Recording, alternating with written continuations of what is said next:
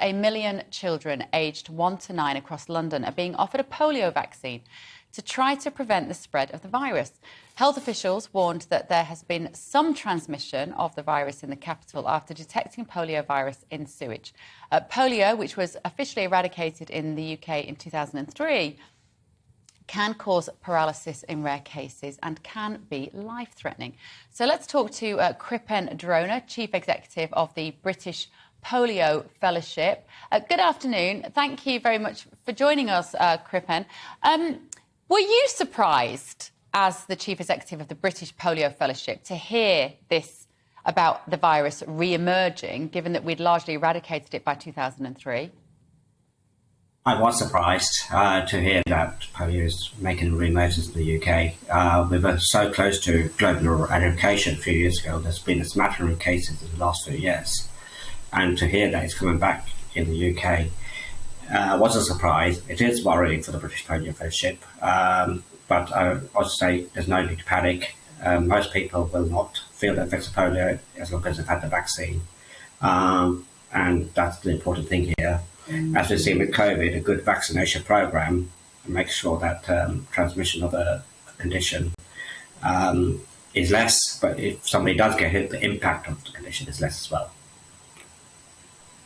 We've had this polio vaccine. We had around for many years, and all of our children routinely would have it. My children had the polio vaccine. So why has it re-emerged? What is the government saying about why we are now seeing it?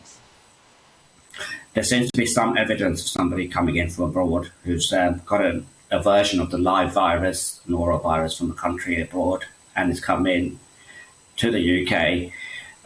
For some reason, we seem to be getting lower rates of polio vaccine in London, and I think that's contributed to the fact that some community transmission.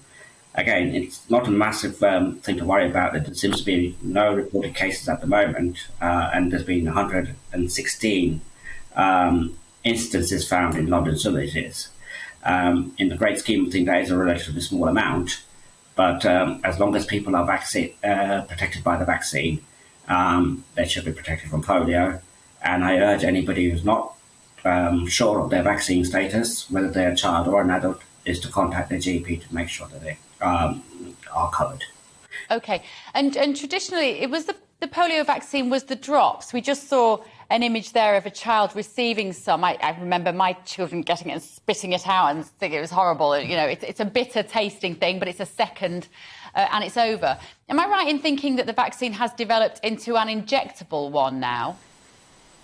That's right. So it forms in the UK part of the childhood vaccination programme, and you get it as part of a 6-in-1 dose at 8 weeks.